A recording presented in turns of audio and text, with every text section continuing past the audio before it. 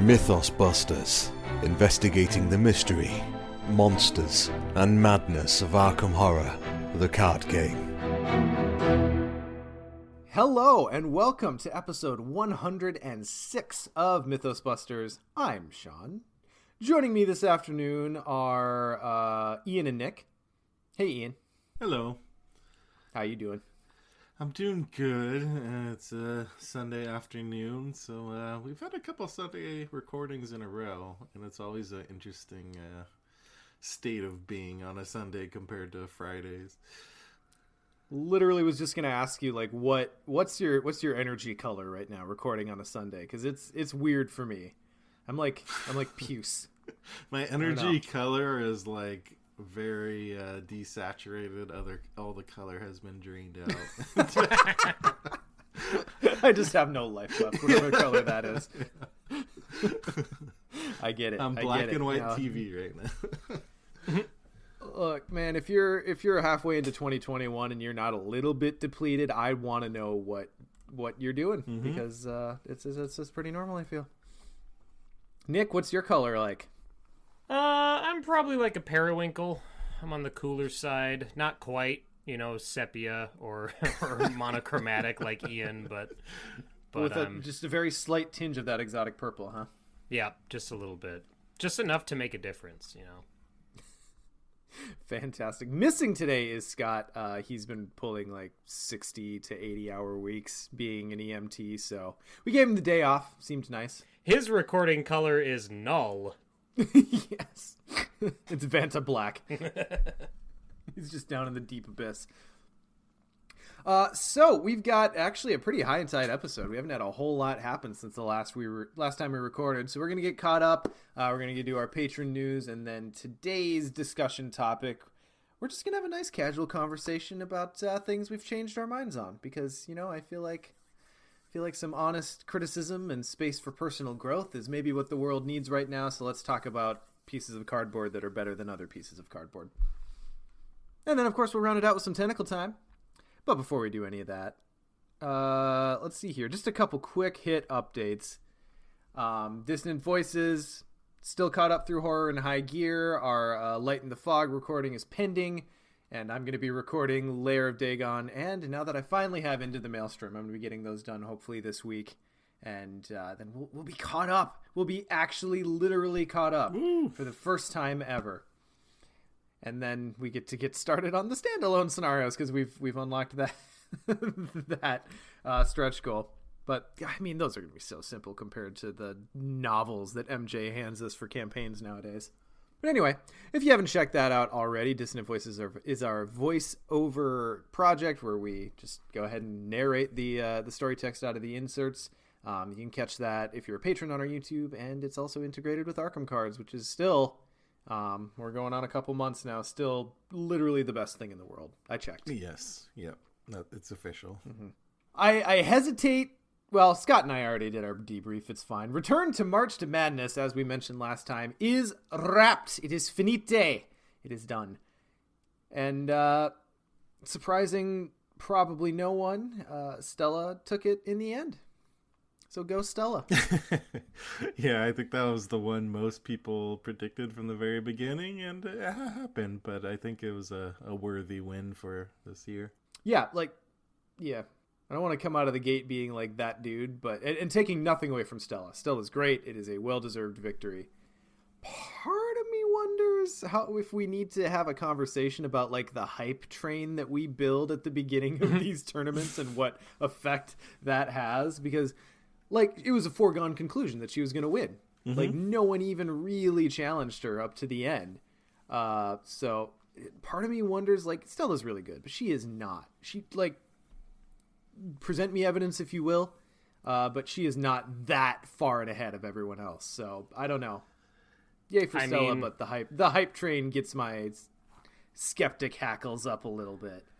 I'm gonna guess that most people. I'm gonna guess that 51% of the people who voted for Stella were really voting for neither rain nor snow. Because that's what I voted for. Like, yeah, Trish has a good sig, but Stella's sig not only, I think, is better on its own, but you also get 3 copies of it. So yeah, they're pretty fantastic. I had quite the quandary in the final because we had Stella on the one hand, who is an investigator I really love, and I've mentioned on the podcast she's made it to like my top handful of investigators. And on the other side, I had a representative of the rogue class who have also been vocal on the podcast that I haven't quite clicked with in Trish. So I had to decide to vote for the investigator I really like or the class that I love. And I voted for Stella. You class traitor, Ian. For Stella. yeah. It just came down to me like every time I put Stella on the table, I know I'm gonna have fun. Like that's what it came down to me. Like whenever I have a Stella run coming up, I'm like, okay, this is gonna be a game I know I'm gonna enjoy. So I had to vote for the investigator. Sorry, Rogue. You need to do a 2-handed Trish and Stella game now, just to like make amends and that's not give a bad Trish idea, the opportunity. Give Trish the opportunity to actually shine a little bit. Yeah, because she is really good, and I think her getting to the finals to me isn't shocking. I really like. No, yeah, definitely not. But yeah, well, on the hype train too, it's like it's interesting because last tournament I don't think there was a clear favorite. Like I think Scott's Dubs deck did end up having an influence, but at the beginning of the tournament, no one knew who was going to win, really. Whereas this time... Yeah, I feel like that came in, and Scott started commenting and stoking on the momentum that Ursula already had and brought it through. I feel like... Yeah.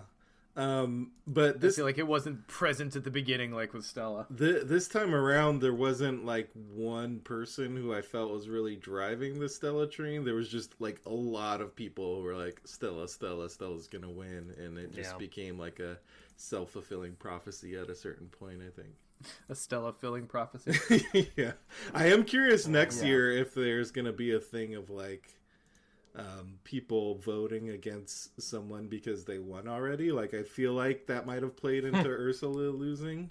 At a certain point, people are like, it might well have. We don't want Ursula to win again. So I'm curious if that's going to happen with Stella next year, or if she's just going to blow people out again. Mm-hmm. Because that was the other thing with her matchups, is she was just blowing people out for most of them. No contest in most of her matchups. Yeah. So, what was the head-to-head between Stella and Ursula? Did they ever go head-to-head? I think they were on opposite sides of the bracket, weren't they? Yeah, it was because it was Trish that took out Ursula. Because I remember it was like Ken and Ryu fighting each other essentially. Yeah. Anyone who was on Stella's side of the bracket, including my beloved Finn, I was like, well,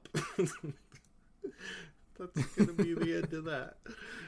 Yeah, but anyway, it was a really fun time. The chatter was really fun, like following the actual politicking that was happening in the March to Madness channel in our Discord was quite entertaining.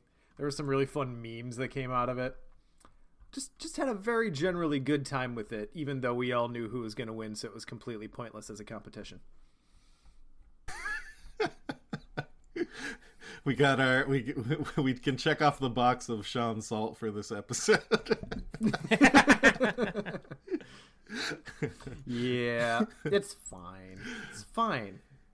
I wouldn't take anything away from Stella. Yeah. Except all of the hype.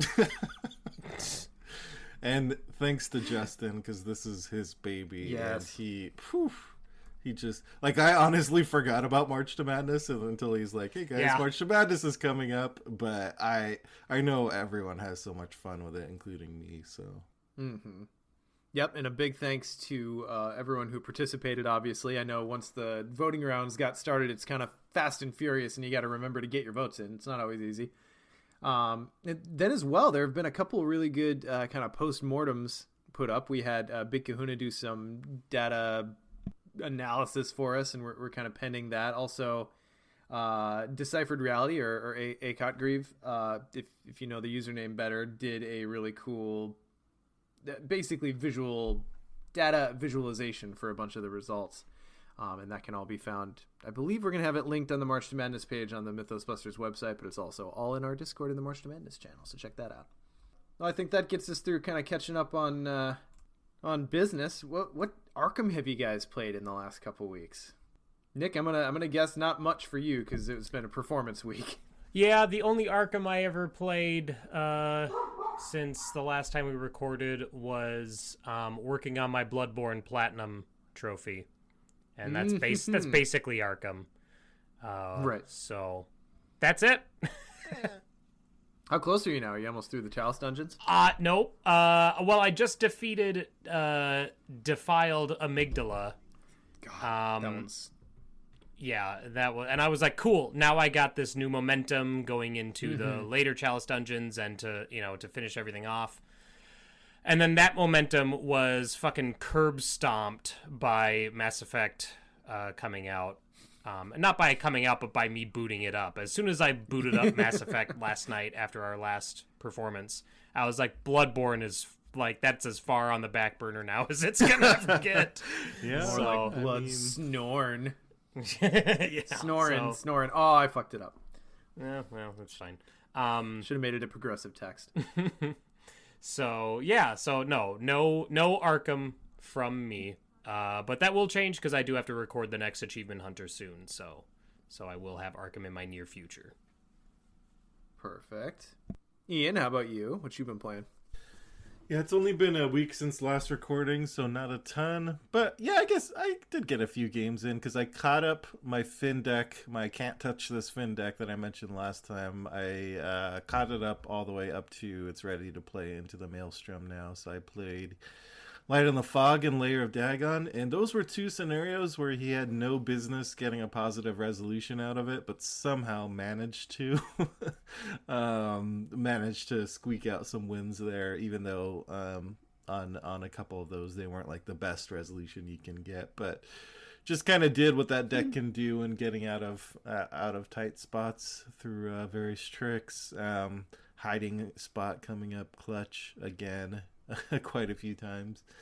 And then I did play, I won't talk about details because since this scenario just came out, but Into the Maelstrom, I did take my very first campaign. So as have mentioned before on the podcast, Trish is my face check run through Innsmouth, which is part of the reason why I have those mixed feelings about her. But I played her through Into the Maelstrom and she won. She succeeded. So despite the sometimes rocky road through Innsmouth, and even though there were times in this play of the scenario where I'm like, well, this is going to be a quick loss, because she did manage to have like, I think 6 damage on her after the first 2 or 3 rounds. So I was like, okay, yeah, this run's gonna be over. Maybe I can pull out Stella next. But she managed to play it through and succeed, and I think part of it was because I have a lot better idea of how to play Trish now. And Obfuscation came up a clutch for me because part of the problem with this run too is I drew 2 of my weaknesses right away, which was the Cursed Follower and then her special Shadow Agent's weakness. And then I was like, all right, I'm already have 6 damage on me. I had 3 mental trauma going into the scenario. This is over, but I was able to use Obfuscation to great effect and get rid of the Shadow Agents and just keep going. So, yeah, I think I'm starting to get to a better place with Trish. And if I do another campaign solo with her, even through Innsmouth, I think I'd have a better idea of how to build that deck. But yeah. So she finally clicked, huh? I wouldn't say a full click yet, but I can hear the click starting to happen. The merest hint of a click. So I'm curious specifically, what changes would you make? Well, I think specifically for Innsmouth, I would make some of the changes and do some of the approach I did with that Finn Can't Touch This deck. Like, obviously she can't take the survivor stuff like Hiding Spot, but things like Think on Your Feet that I added in, and what else? Decoy. Some of these other cards that I didn't include in this Trish build, but I found to be useful in Finn's run. Like, I think things like that to help just not getting engaged in the first place. Sure. Yeah, and some of it is just piloting, like having a better idea of how to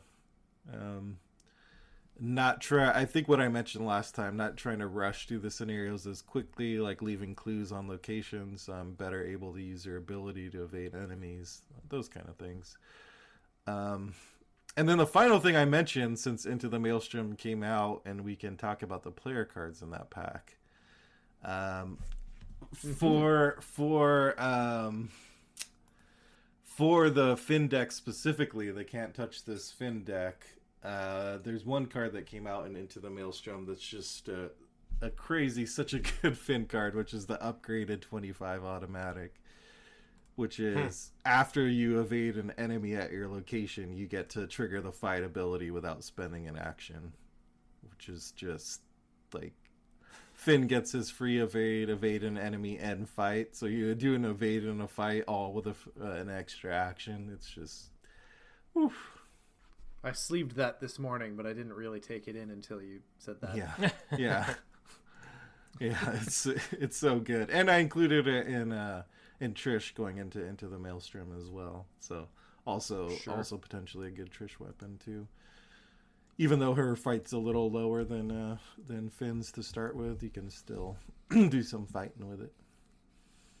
Yeah, getting to 4 is usable. Mm-hmm. It's not comfortable, but yeah, you know. yeah. As long as you're not like fighting a ton, which you're probably not with Trish, it's fine. You can throw some icons on it. For my part, I've got actually a fair few campaigns going right now. For anyone who's been following TNA and has been seeing my luck of late there, you know, I do think I'm real life Rex sometimes, but then I also kind of wonder, like, what karmic balance am I upsetting at this point? Because TNA's got its own thing going. I also have a campaign, an Innsmouth campaign where I'm playing Dexter with board member Kyle, and he can vouch for the fact that like my bad stuff, or like my tentacles on clutch test record is insane. I love it. Inhuman. It's inhuman. It's like we've lost 2 of those scenarios just because I keep fucking it up with the tentacle at the wrong time. And then I also, just this morning, Justin came over and we finished our mutual face check Innsmouth campaign. So we finished Into the Maelstrom.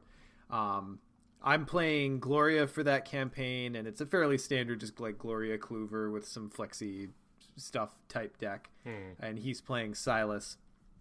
And it was just one of those things where the number of tentacles, elder things, and -4s that I drew in the first 3/4 of that game is insane. Like, literally, Justin was like, do we need to pack a different bag? Is there something wrong with this bag? Do you have other tokens?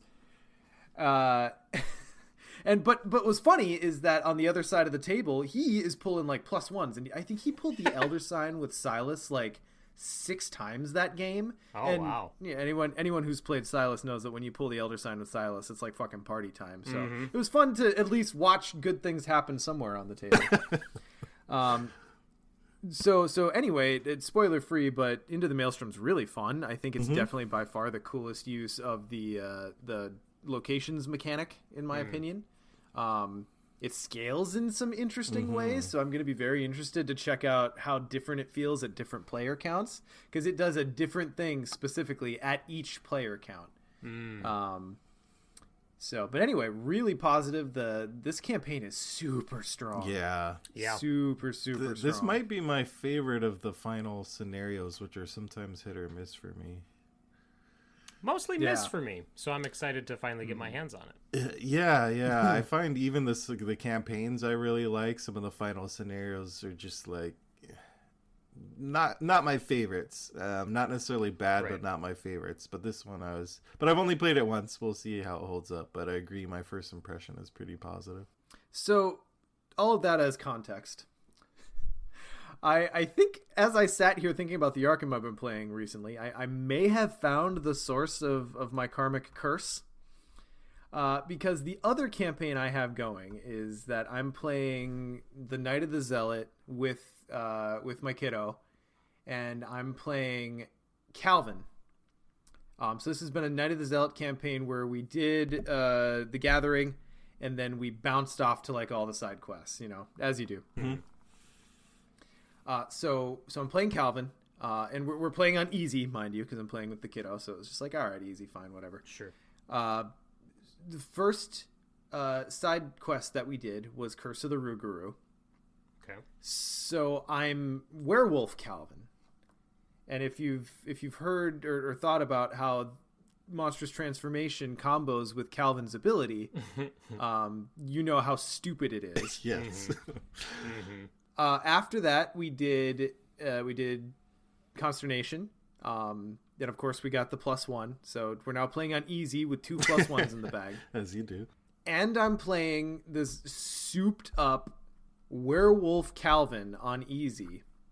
I think I may have found where my karmic balance has shifted. It's like the fact that I'm just clowning on the encounter deck throughout this entire campaign. The encounter deck's getting its revenge in all of my other campaigns. That's just where I'm at with it. I figured it out. And that's good because Lily and I are going to finish Devourer Below tonight. So I will finish that campaign and my karma will be clear, hopefully, and we can get out from under this cloud of auto fails. I guess I'm not going to count on it, though. But one thing I did want to say is, like, it's really fun to kind of go through all the side quests and then actually have some time to spend with the cards you get from the side scenarios. I'm trying to think of which one has played the biggest influence.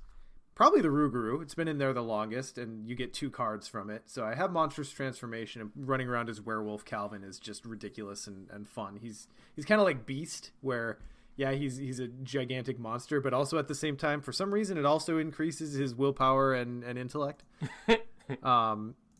But the Curse of the Rougarou Treachery has played an immense amount of I guess influence in how that campaign has gone, because that hits the table and then all of a sudden Calvin, who you're kind of redlining with horror anyway, kind of has to seek enemies and do damage. So that's been an interesting thing. I guess the other main, the non-bullshit part of this Calvin deck is this is the first Calvin deck I'm running Spirit of Humanity in. And Spirit of Humanity is a really cool Calvin card. I also have a pending Blurst Agnes that I'm going to try it in. And then I'm also fairly certain it's got a cool space in like a Tommy. I'm pretty sure. But we'll see. Anyway, in Calvin, it's great. It's exactly what you think it is. If you get it out early, you can just boost straight up and add blesses while you're doing it. And then if you're late game and you just need to like hit the brakes a little bit, you can throw some curses in and get Calvin back to normal. But anyway, so the main story I wanted to tell was when we finally got back around to Midnight Masks, from the Egypt scenarios, I had Jesse and John, Team Rocket. Rocket, yeah. and my God, they finally got to be Team Rocket because I got in Midnight Masks, I got an early game Curse of the Rougarou. So I'm like, all right, God damn it. So I have to find ways to do damage on like every one of my turns, or I'm just going to start having to throw immense amount of curses into the bag. And of course, after I played Team Rocket down was when all of the acolytes started to pop out.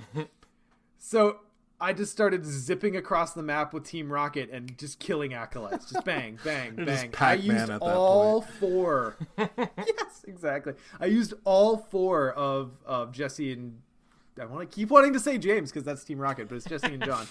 I used all 4 of their health to kill acolytes, and yeah, it's fun. Nice. I think it might be worth, if not talking straight to MJ, maybe talking amongst ourselves about, I don't know, I feel like I want to use a lot of those side quest rewards in normal scenarios just because they're really cool cards. Can we like apply XP to them? Is that a thing we can do? And Sean, like, you can just put the card in your deck. And you don't have to play the scenario. You can. You own it. You can do Mistaken, that. sir. No, the Arkham police are gonna show up at the door.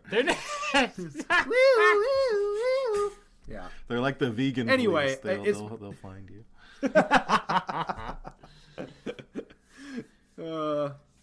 Anyway, so it's been a real great time, but now, yes, I get to sunset that campaign, and hopefully my luck overall in my Arkham play will even out. I've been wanting to do, and I've started a few like Night of the Zealot World Tour campaigns, but I've never brought one to completion. Are there any of the standalones that you left out that you're like, I'm not going to include that one, or did you play through them all, the ones that can be played? We didn't get to Blob or War of the Outer Gods, but we did everything else. I mean, I don't blame you. Those are both marathons. They're very, very well. I mean, so is after we did like the Eternal Slumber, and it was the sort of thing where my kiddo's 13 and she's not nearly as heavy a gamer as I am. Right. So one thing I'm really, really focusing on as we play through these is like not being ultra gamer dad, not like requiring that every second we're at the table we be playing. Like I let her make conversation. And, sure. And, we take breaks from playing, and if her eyes are sliding off the game, I'm like, all right, let's walk away and come back to it later. And for that specific reason, the Eternal Slumber was on my table set up in various states of completion for like a week. Valid, yeah. That's a long one. So by the time we got through Egypt, I was like, all right, I think that's the last long one we're going to do. We did Murder, and then yeah. I mean, wait, what was the last when I'm playing Eternal Slumber, sometimes my eyes slide off the table. So. Oh yeah, yeah, oh yeah. It can be rough, but yeah, I would recommend. Like I know it's very easy to, when you start a new campaign, if you got a specific deck idea or a specific thing you want to accomplish in that campaign, it's very, very easy to just laser focus and never even really consider like, oh, it'd be cool to have this reward for this deck, or it'd be really cool to take a break and do whatever with this side campaign. And I personally don't think about that enough. So it's really cool to actually like engineer it.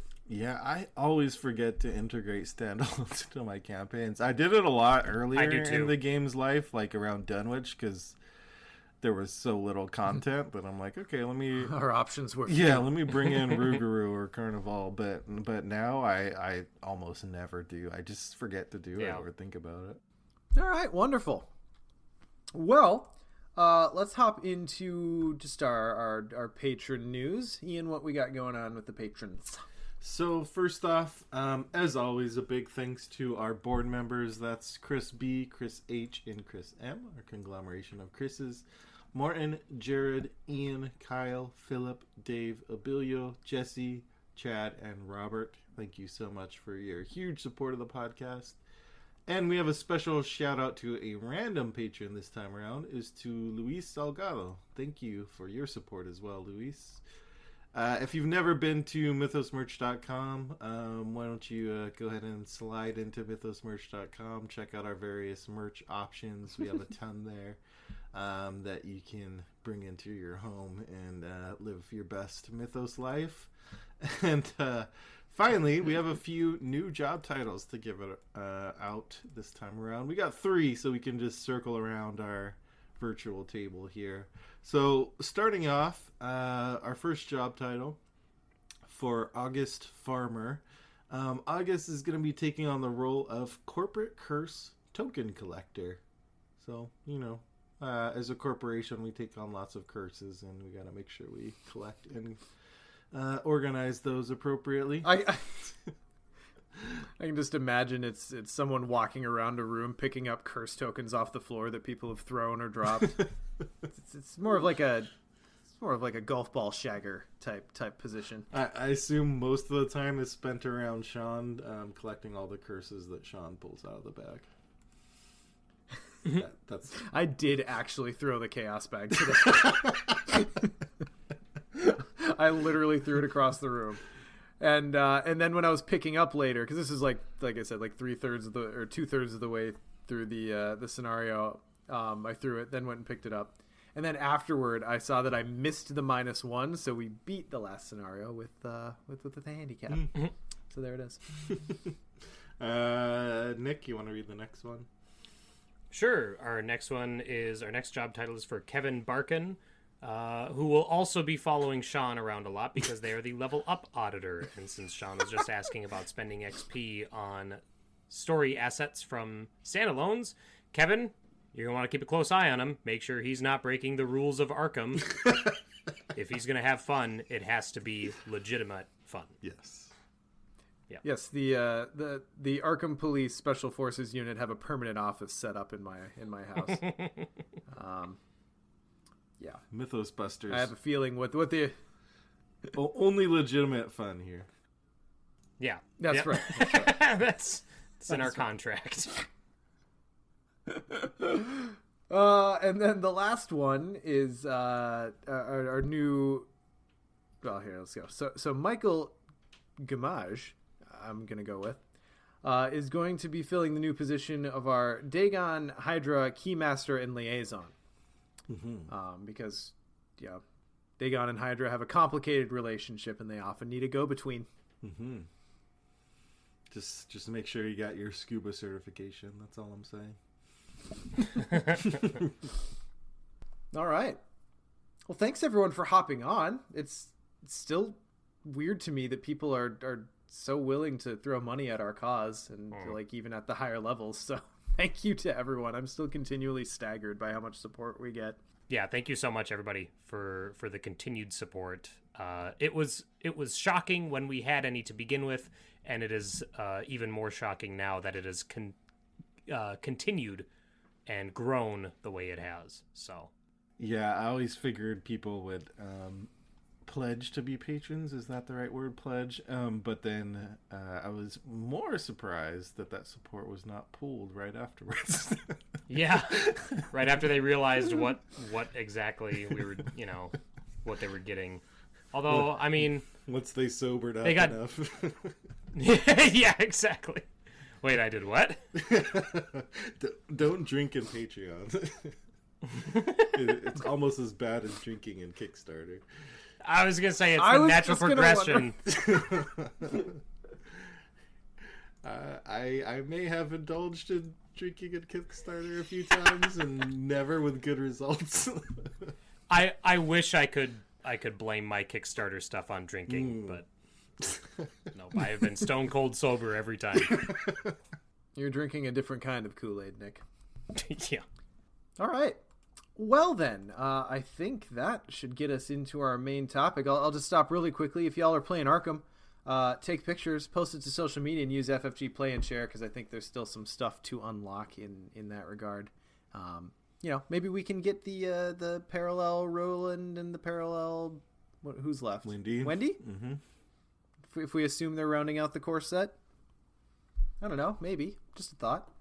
All right, guys. So let's move into our main topic.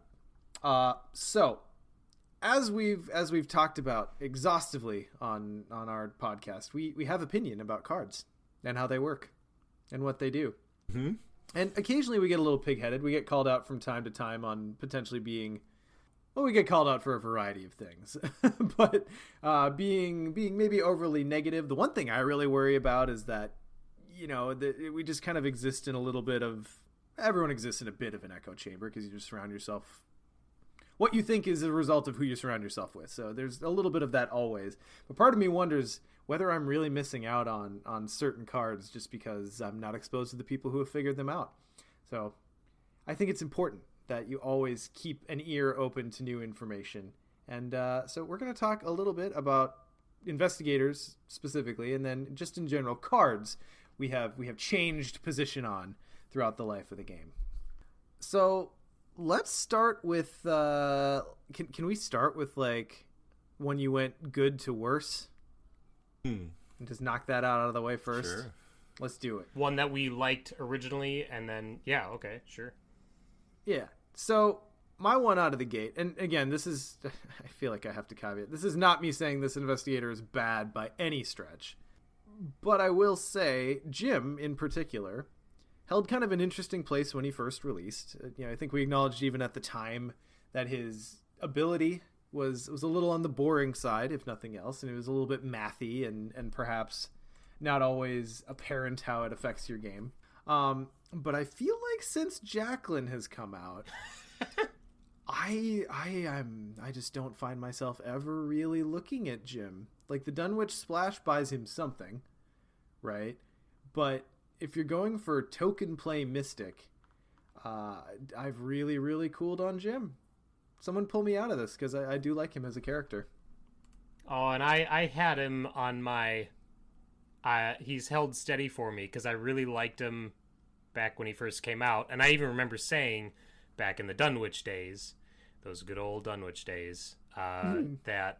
Or no, it would have been in the beginning of Carcosa, because that was when Akachi came out. I remember saying that I guess I just like boring mystics, because I gravitated towards Jim and Akachi really quickly, whereas Agnes took me some time to play around with her before I started to really enjoy her and kind of see her potential. But I also haven't played with Jacqueline yet, so I'm not so much a Jim fan that I am unable to recognize that maybe my bias is just because I haven't experienced the other side of the fence yet. So I don't know. I don't think I'm in a position to sway you. Yeah, and peeps in the chat are mentioning the Jesus Take the Winchester build, which is cool, and really, if you're paying attention to the taboo and the buff that Winchester got, that is definitely a deck that is cool. And that's I guess Jim really pulling something out of his Dunwich Splash, which I feel like is really what he has. That's what he has to hold over all the other mystics, isn't it? Ian, help me.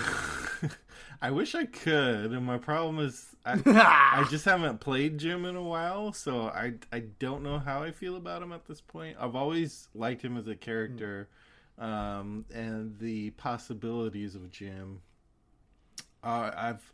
It's interesting too, like him being developed earlier in the life of the game, because his signature asset, the trumpet, is something that is helpful, but it's always kind of a I just feel like a lot of the more recent investigators, they have these assets that are very honed in on facilitating what they do and making them do it even better, whereas his is more like, here's a nice thing you can do if skulls happen to come up. So but in general, I still like Jim. I want to build some more modern Jim decks.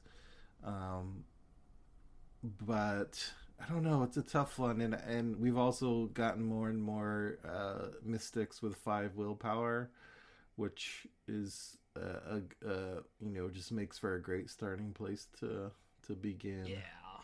We have gotten a lot of I feel like we get at least a couple of scenarios per campaign, though, where the skull is just insane. Like, oh, here's a skull that scales all the way down to like -5 or -6 by the time you get to the end of the scenario. So,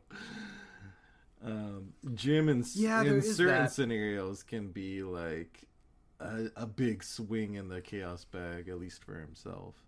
Yeah, maybe I need to revisit. Anyway, I've cooled on Jim. I have cooled on Jim. That's my first one. Nick, how about you? I was super excited for this investigator when she was first announced, and then when she first released, I played her in the campaign that she came with very, very quickly. And I kind of identified some deck building issues, at least at the time, and she's gotten some tools since then, but Carolyn isn't quite, like, she's kind of relegated to the 3-4 player realm for me now, whereas I was kind of hoping that she'd be a fun two-hander, to take, and she can do two-handed, but she's just not I don't think she's as consistent, and she needs a lot of setup, at least the way that I build her, which, I mean, I build her like a guardian, because that's how I build everybody when I start, is like a guardian. But no, she relies so much on getting specific tools in play to then become consistent. And we've had so many investigators since her release that are just consistent right out of the gate or need less setup. And so while I love having a support investigator, and I love having like what I think is a good support investigator, I shouldn't be surprised that I have come to learn that support works better in a full team. So Yeah, that is one of the sad realities of liking support, isn't it? yeah. I've had to come to terms with that myself a few times. What do you think? Maybe this is a broader question, but do you think the game is kind of missing anything in particular to make support builds maybe a little bit more interesting / viable, or some combination of both? Well, I think support, I think they need to lean heavily into combining actions or combining effects, rather. Because so many investigators combine, not so many, but a lot of what we recognize as the really good investigators already combine effects. People like Roland and Ursula, Leo, that sort of thing. Investigators that when they came out we thought they were really good, and they've still held up to a decent amount, as the game continues. So if you're going to have an investigator that's support, they need to step up the game as far as playing support, not taxing you on your actions too heavily. Sure. You know what I mean? So I think that's the biggest thing. Honestly, I agree with you 100%. We've got a fair amount of like, oh, I'm going to mitigate the damage that's been done to you guys. And I'm saying damage in a broad, not just literally damage place. Right. But the whole idea of like, by supporting, I will augment what you guys are doing. There's very, very little of that. And I think that would be a cool way to push support builds. Yeah. Ian, hit us. Yeah, I agree about Carolyn specifically, and support builds in general, that like 3 or 4 player it's fine, but just I've tried it in 2-player, and the thing with Carolyn is I just ended up having to lean on her intellect and get clues because I didn't have time to do her support, like healing stuff. So I'm like, why am I playing Carolyn again? I agree about the compression. There needs to be like heal horror and get a clue with the same action, or heal someone and allow them to get an extra clue the next time they investigate. Just like stuff like that too. Because otherwise there's just not enough actions in the game to get to the win. Unfortunately, if you're spending so much time on support. Again, in 1 or 2 player. For mine that I've turned around on time, from good to less good. And again, I think we all have the caveat that, not that this is a bad investigator, but particularly so for this, I think this is more a case of doesn't quite jive with how I like to play. And that is Joe Diamond. I started out really hot on him, like 4 combat, 4 intellect, like he has everything, right? Like you can kill, you can get clues. Like what else do you need? And I think in a lot of... He attacked. He also... Yeah. And then I think in a lot of ways that's still true. But the low defensive stats, what we often call the defensive stats, willpower and agility, in solo particularly, kind of led to some bad experiences for me. And I think a lot of this too comes from running him as my face check through TCU solo. Which was just like, yeah, that'd do it. Like if you could compile like the dream scenario or the nightmare scenario for Joe, that was it. So yeah, some of this is probably not Joe's fault. And I know some people are like, but Ian, you play lots of investigators with low willpower, and that is true, but they also have high agility, so at least I have that to lean on. But with Joe, I found myself getting into situations where I just didn't have a good answer. But I also, just because of that, haven't played him in a while, so I probably need to play him again, not TCU, not a face check, in a different situation, and try him out with more modern cards, and I'm sure he'll be very strong if you play him right. But I just cooled on him a lot compared to when I first saw him. He is interesting. I have one campaign with him that I would say like I thoroughly enjoyed that deck, and I think I played Carcosa with Kip, and it was Dream Diary with Practice Makes Perfect and just some other weird stuff. But yeah, Joe's in a weird spot. Have you figured out how to like get the hunch deck to work? Nope. In a way that feels like you're getting it to work. Well, my problem with the hunch deck is The other reason why at first I was more hot on Joe is because I was like, oh, the Hunch deck is really interesting. I can do these weird, like, tricky builds. And then I just built my Hunch deck the same way every time, which was fine. Like, I felt like I found a loadout I liked and worked well, but it was just... It wasn't like this tricky mechanic that I thought was at first. And maybe I just need to experiment with it more, but... Casey asks, who do you pair with Joe to make up for his deficiencies? Safina. Yeah, I went Safina. Yeah, you do the other 4-2-4-2. The literal mirror. Yep. And it we won that campaign, so I'm not going to complain. But yeah, Joe's in a weird spot. There's like no finesse to it. It's it's you tough. do the things. Yeah. I also played him through TCU recently with Lola, and I enjoyed it.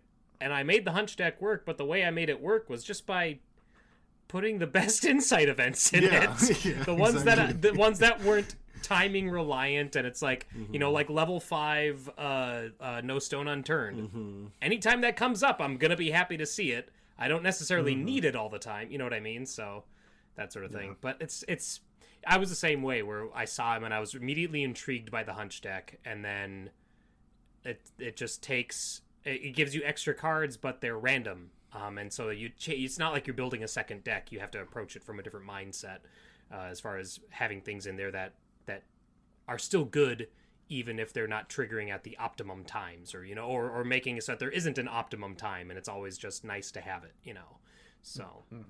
Well, that actually is going to lead me pretty nicely into my next one, which is a pretty similar story to Jim. And it's funny because we've actually just been talking about this in the Mythos Busters chat a little bit. I think, oh God, now I want to say it was Captain Squally. It might have been Jesse posted a list for Roland, who is going to be one of my samesies. Like, when he came out, I recognized, like, oh, he can take blue and yellow. He fight, but he also clue. And then when he fight, he also clue. And, like, it was just the kind of thing where it's like, all right, Roland's just super solid. He does the things. Maybe don't make him the lead in Night of the Zealot. You'll learn why. And I could just kind of feel the same way about him. He's got some cool new things he can do now with all of like the pickup and dropping clues tech that maybe there's something fun there. I might want to experiment, but I just still am like, I recognize his power, but I find him very, very uninteresting in general. Not bad. Just basic? Maybe that's a better word. Just basic. Nick, wait, so are you saying that your opinion... your opinion of him changed, or it stayed the same? No, I have always felt this way about Roland. Okay, you have him in the... I was looking at the category real quick, and you have him in your opinion changed over time. Because I was going to say, I also maintain pretty much the same opinion on Roland that I had, which is, I like him. He's good. I thought he was good back then. I think he's good now. I don't think he's top tier. Whereas he was, back when we only had 10 investigators. But now there's so many other, even just in Guardian, there's multiple other Guardians that stand, pretty solidly above Roland, in not only doing what Guardian does, but also in just the solo camp. But that doesn't mean that I think any less of Roland. He was the first one I gravitated towards with the game. And I don't regret that. And every so often I go back and I rebuild it. And you talk about how there are builds, like you think that you could play around with a build that drops clues and picks them back up. That's totally what I do with Roland. That's kind of like my default if I'm doing two-handed or even solo, is to get a little janky with it, because I like that, because it reminds me of Luke. And it's really fun. It's not, again, consistency. You're kind of giving up a little bit of Roland's consistency in that, simply because you don't always have especially in solo, you don't always have an enemy to kill to grab that clue back easily. Sometimes you have to rely on other things. But he's still really fun. He's still really solid. So yes, I would agree. My opinion on Roland has stayed the same.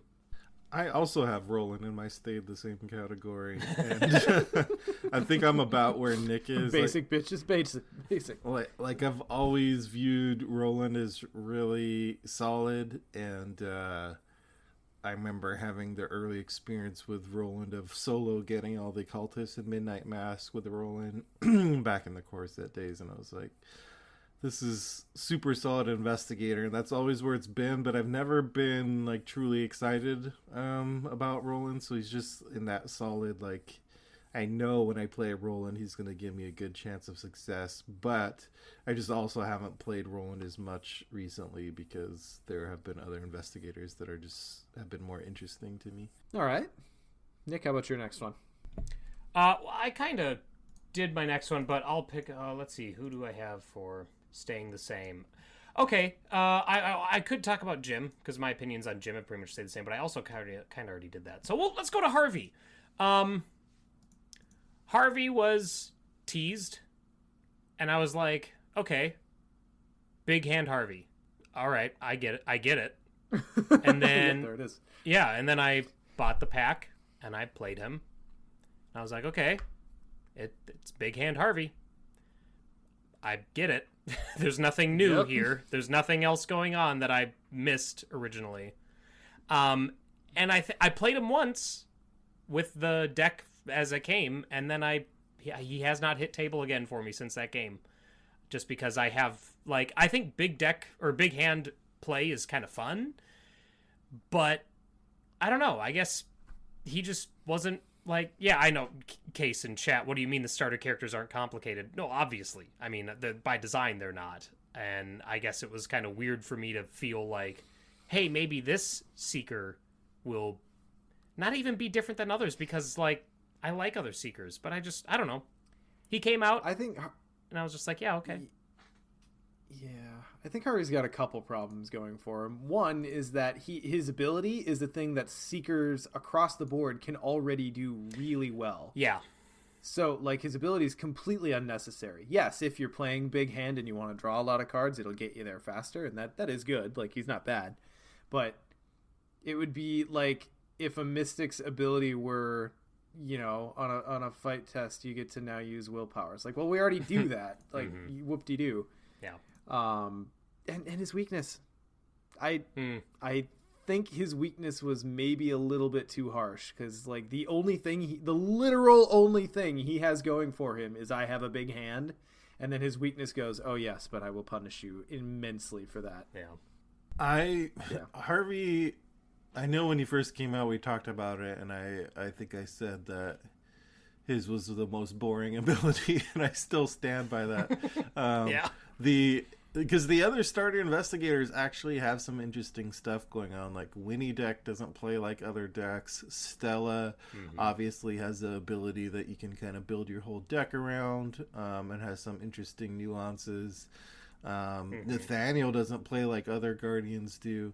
But Harvey has literally the most straightforward vanilla ability in the whole game. Just draw a card. Yeah.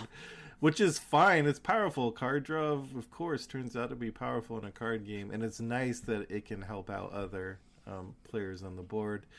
He's actually, when I played him, he was actually more interesting than I expected. But I think ultimately that comes down to the cards in his deck. And when I transplanted some of the big hand stuff to like Daisy and ran a big hand Daisy deck, I was like, oh, that's where the interesting stuff came from. It had nothing to do with Harvey. Right. And the fact that Harvey is like restricted to Seeker cards, you know, it's like, how much can you really branch out? But it kind of feels like we're dumping on Harvey. He's super like, he's definitely, he's more interesting than I thought he would be, but he's still not one that I'm probably going to reach for that often, I think. Right. Look, Ian, I don't think you need to dance around it. I don't think Harvey has a single stan in the entire community. I think every investigator probably has at least one stan. There's a Harvey fan. They just haven't found our podcast yet. Yeah, they just He's broke their phone right now while listening to the episode. Harvey's the investigator for boomers, I guess. All 6 boomers that play Arkham. So they weren't listening to this on their phone. They were listening to this by Telegram. That's right.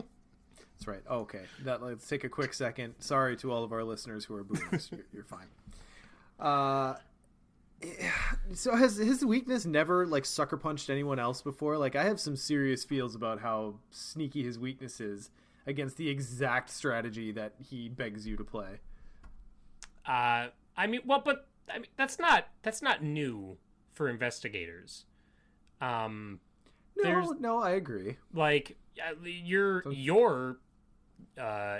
main investigator, Diana. I mean, her weakness works the same way. Not the same way, but you know what I mean. It hits her for the thing that you're trying to do with her. But it gives you a choice. Harvey's weak. Yeah, exactly. It gives you an interactable choice that can just rob you of everything you have built up, or it lets you mitigate it with a different thing. Now, of course, there's also the deny existence piece, which is just dirty. But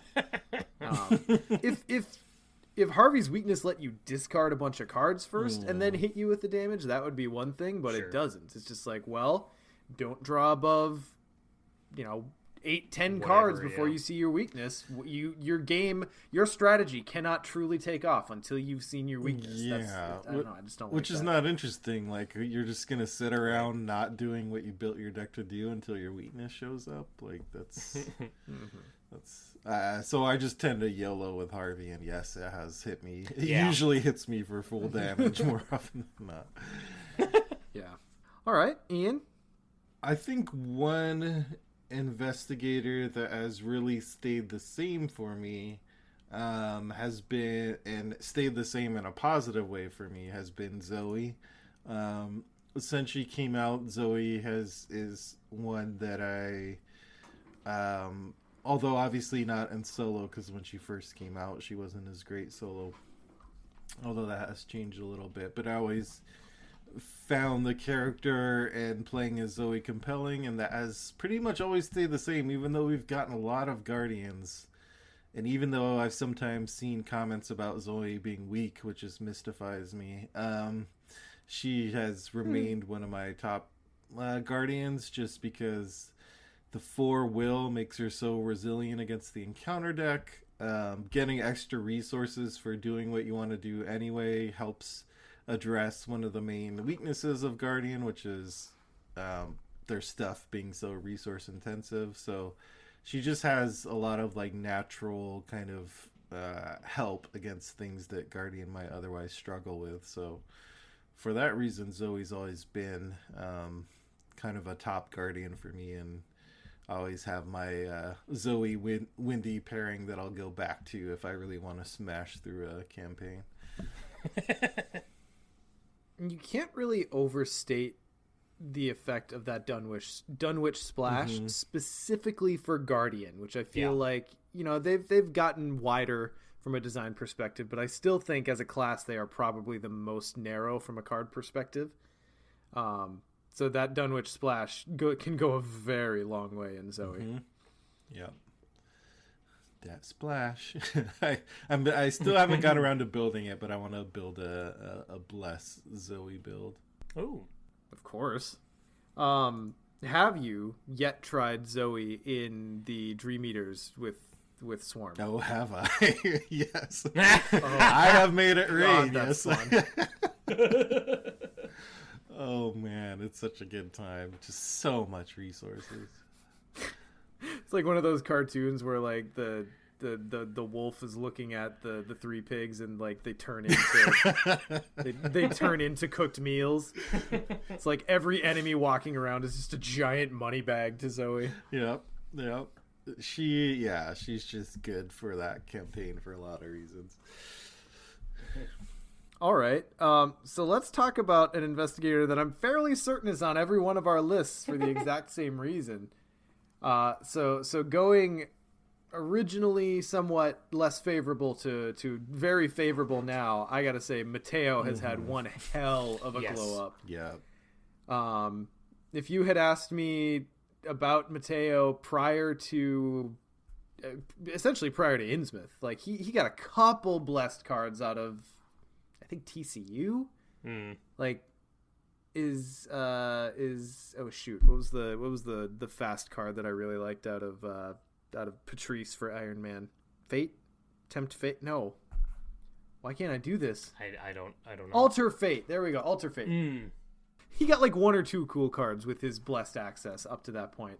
But if you had asked me about him, I'd been like, is at the bottom of the Mystic pile for me. His Right. ability is once per game. It's very impactful and cool. But it's once per game. There's one or two cards that can contrive an Elder Sign to actually play with it. I do often forget that he starts at level 5, which is I not do nothing. too. But yeah, before he got all that blessed tech, I definitely would have put him at the bottom of the pack. Yeah, totally. Well, I mean, there was a good long while where the only thing the blessed access got him was custom ammunition. Yep. So, yeah, no, I'm the same way with Mateo. I was very vocal about my dislike of Mateo very early on. And that didn't really change until probably about Innsmouth. That was, I think it was just this campaign that I gave him a fair shake. Like, actually was like, okay, I think there's more than 6 blessed cards now, so I can actually, really look into and come up with a couple different ways to build him that isn't just, straight Mystic. And yeah, he's really good. He's really fun. And like you said, the few tools that you have to kind of trick out or cheat out the Elder Sign ability, that's just, he has a great one. And he can just force it himself once per scenario. So, I like him a lot. So Ian, I credit you for being the first person to kind of be loud about all the new toys that Mateo had and kind of making me look at him again. Where were you on Mateo prior to Innsmouth coming out? I think I was about where you guys were. Like, I had tried him on a few occasions because I really wanted to like Mateo. I want to like every investigator, but he We know. you know that about me by now. But he had the cardinal sin for me, which is not being interesting. Like, I can forgive an investigator being underpowered and me losing as long as I'm smiling while I'm doing it. But a boring investigator is the worst sin for me. And because he had that ability, which is once per game, it's not something you can really hang your hat on as far as a strategy and, doing all these fun things with. And then his blessed tech was fairly non-existent when he first came out, and we got a little bit, but just not enough. But really, it was the introduction of the blessed mechanic for me, which was like just turned everything around. And yeah, playing his kind of the blessed Mateo version, I just had so much fun with that. And I remember there was one particular day on the Discord where everyone was just kind of having a chat. I think it was in the Patreon channel about Mateo and how much fun he was and discussing all these possible Mateo builds and cards. And I just had the realization that we're talking about Mateo being fun. Like, when has this ever happened? So yeah, it's just a huge turnaround that he went from being so uninteresting to me to being just an investigator that you could play through a scenario and just have so much fun trying to get this build working. Yeah, I have to say, in general, and I think Mateo's probably the biggest benefactor of this, but I actually really love how hard in they went on Bless and Curse for the player cards in this campaign. I know they kind of had to because, of the component piece, like, it had to be done in the cycle where you actually get the extra components is based on. But, like, contrasting it to, I think, probably the closest comparison we have is Tarot from TCU, where it was like, we're introducing this whole new slot. And then, we got cards, and I do play them from time to time, but I would not say that I have ever, aside from like that one Lola deck, I have never built what I consider to be a tarot deck. Well, it's because the tarot cards that we got they're so just like bread and butter for, you don't need more than one. You know what I mean? Yeah. You just need, and you don't even need the one, and including it isn't necessarily fun. Sometimes you just include it because it's like, yeah, okay, yeah, +1 int, yeah, let's do it.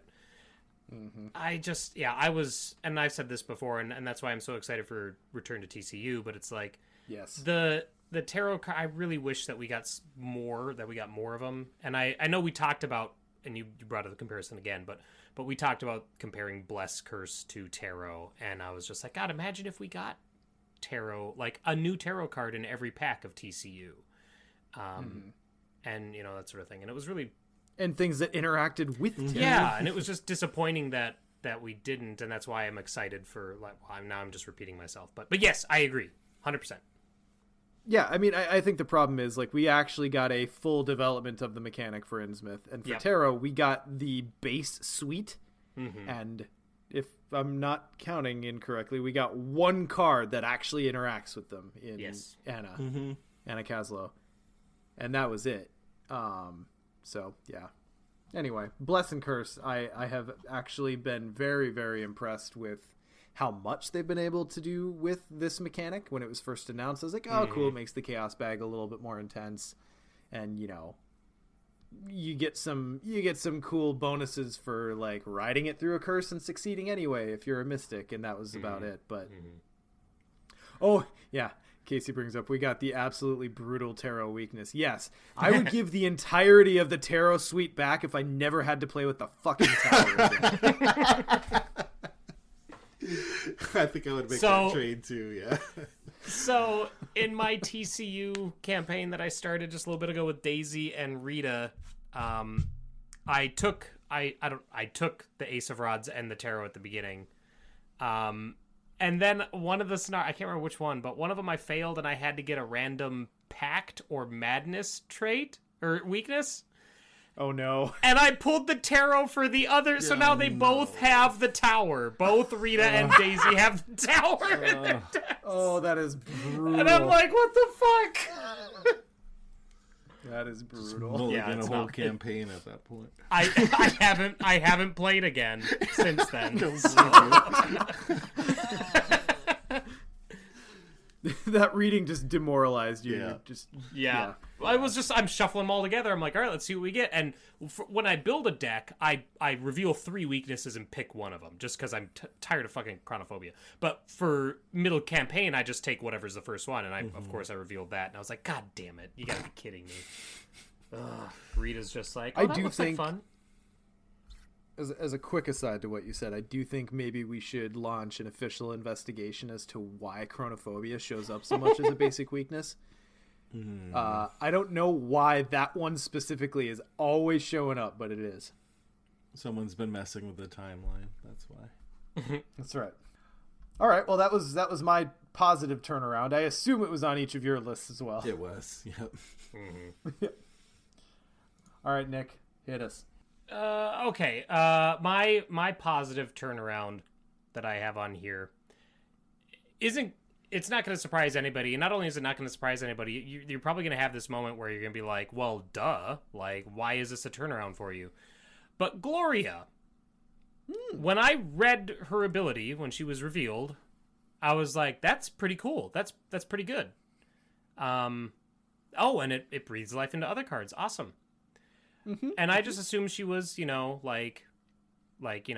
10. And then I played her. And despite how the campaign turned out, I don't fault her for how expert Return to the Gathering or Return to the Night of the Zealot panned out. But holy fuck, like, she's 11 on 10. Like, seriously, I seriously think, despite what the votes say, I think Gloria should have been the one up against Stella in the end. I wasn't paying attention to the brackets. I don't know if that was even a possibility, but I think Gloria, I high key agree. Yeah, she's one of the best, like, seriously top 3 investigators I think right now, if not the top one. Just because she takes the hardest hitting part of most scenarios, which is just what you draw off the encounter deck, because you don't know what it is, and even if you do know what it is, like, you don't always have an answer for it, but she's the class that has all the answers for it. And she herself, like, she gives you get to see more of it. You get to and not only do you see more, not only do you get to see one extra, you get to get rid of one of them. And you don't have to stack it underneath her. You can just discard it. There's so many times that I was just like, oh, I don't want that enemy. And I don't want to, draw my weakness and pull the enemy back. I'm just going to discard it. We'll just discard it. We'll just discard this enemy. Pro tip for current Gloria players, don't tuck anything underneath Gloria until you already have Ruth in play. Yeah. It ain't worth it. That's what I had to stop and reread her so many times because I was like, why am I tuck? Okay, I'm like, all right, Ancient Evils, maybe. Like, maybe if I see an Ancient Evils, I might throw it under Glory. Sure. Like, yeah. Sure. I'm like, but otherwise, why? I'm just going to discard it. And they'll get shuffled in again anyway later, but then I'll just discard it again. Like, because I don't care. Who cares? Yeah. Oh. She is going to be, I imagine she is only just going to be so much more bonkers when we get her real signature set. Yeah. You know, I have no idea what those cards do when you inject them into the encounter deck. They might actually be bad cards, but you know, manipulating them, you know, derives some benefit. Right. But oh boy, Glory is so good, great in solo, and I would argue that with the way her ability works, she is only a notch below that in 2-player. Yeah. It's because anytime you're looking at one card, you're actually looking at 2, so you're still fixing the turn. It's so good. Yeah, I love Gloria. She might be my favorite Mystic now. I'm not sure, but I wouldn't fault you. Because back in the Lord of the Rings days, playing heavy Lord of the Rings, I often tried to build scry decks, and I built Palantir decks to scry the encounter deck, even though everyone hated Palantir, and had some success with that because it's just a mechanic I really liked. But Gloria, you know, does the scry thing in Arkham fairly painlessly, and yeah, it's something I enjoy, and I can see for some people maybe they don't like it because part of the fun is not knowing what's coming and the unpredictability, but I think it's a fun little mini game with Gloria of trying to like manipulate the encounter deck and figure out what you're going to have next, and it's super strong though in solo for sure. Which is mostly where I've played Gloria so far. As you do. All right, Ian. I think you got the last investigator. Make it a good one. Sure. This one is gonna be one that had a few turnarounds, a bit of a roller coaster. Started out really hot, went down for a while, and then has come back for me. And that one is Jenny. So when Jenny came out, I was all about Jenny, although I always liked Rogue. Skids wasn't necessarily someone who's good. Someone who I didn't click with right away. Like, he wasn't even my favorite core set investigator, even though like Rogue, like Wendy was my favorite Rogue in the core set. I mean, that's fine. Nobody blames you, yeah. But then when Jenny came out, I was like, okay, you know, she's a cool character. Like, the resource ability is great. Dunwich Splash, like, I'm sold. And so I played Jenny a ton. I played Jenny a lot. But then as time went on, we got more and more rogues, some of which I liked more than Jenny, like Finn, and some others. Safina was very interesting, of course.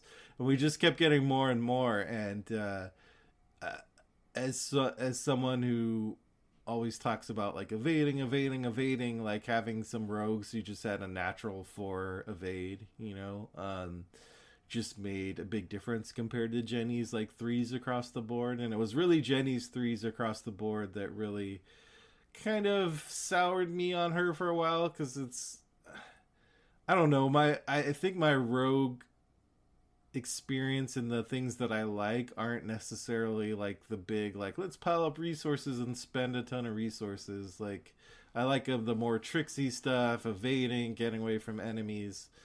And that wasn't necessarily what I was able to do as effectively with Jenny. But then more recently, since the card pool has really grown and there's more options than just like toss down streetwise with Jenny and just pump stuff into it, which is effective but not necessarily fun. More recently, I've started to become more positive about her again and tried some new builds, and there's ways of like working around her 3s across the board with that's not just like you know, have talents down and spend money into them. So right, that's where I am. What I'm curious, are there any like combos or cards specifically that made you go like, oh, Jenny again? That's a good question. I mean, obviously, like the favor cards that came out, like Decoy and Intel Report, were ways of just like paying for stuff, but weren't just like boosting stats also. But then I think my most recent build with Jenny, I was using like the 45 Thompson, so a weapon that's like boosting her combat by 2 instead of just 1, so getting her to a better place. And then I was just doing a combo with like Meat Cleaver and Lonnie Ritter and Leather Jacket. So again, like getting that +2 combat with Meat Cleaver, but having ways to get rid of the horror with Lonnie Ritter. Like, it's not only a combo that's like fun because you get to include Lonnie with Jenny, but it's also, again, it's something where I just realized that. That's cool. Yeah, it's not just something where you're just, throwing down a talent and pumping resources into it. It's doing something a little more interesting, I think. Interesting. I actually had Jenny down as one of my, like, used to like her. Now she's very much in the same category as Jim for me, where, like, definitely still playable. Not saying she's bad in any way, but if I'm looking at like a flexi rogue, I'm looking more like at Winnie or Finn. Mm-hmm. Oh, sure. And if I'm looking at big money, like, I'd much rather play Preston. I honestly don't know where he falls on, like, the power level compared to Jenny. He's probably a little more marginal. But I just find, like, if I'm doing big money, let's just do big money and make it interesting. So she's just in a weird place for me where I just kind of don't know what I would do with her, what experience I could have with her that would be, singular to her and I couldn't just do in a different way or potentially a better way with another investigator. I think with her, especially now, like now that the big money role has been usurped by rich white guy Preston, I think the big appeal for Jenny is just her flexibility. Solo, two-handed, 4-player, and can pretty much fill any role, not only because of her Dunwich Splash, but also just because of what like Rogue and how they have broadened what they're capable of doing as far as damage output and clue acquisition. So yeah, no, I think Laura and I, when we would play regularly, it was tough to get her off of Jenny because she loved playing Jenny, and Jenny was just reliable for the most part. Yeah. Which, like, for a rogue to be that reliable felt great, especially coming off of Skids, who was, I would say, is not reliable. I mean, now, yeah, but back then, definitely not. So yeah, no, she's great, and like I said, I think her the big thing for her now is her flexibility. Yeah, I think part of it too is just, I don't know. Me and Preston don't always see eye to eye.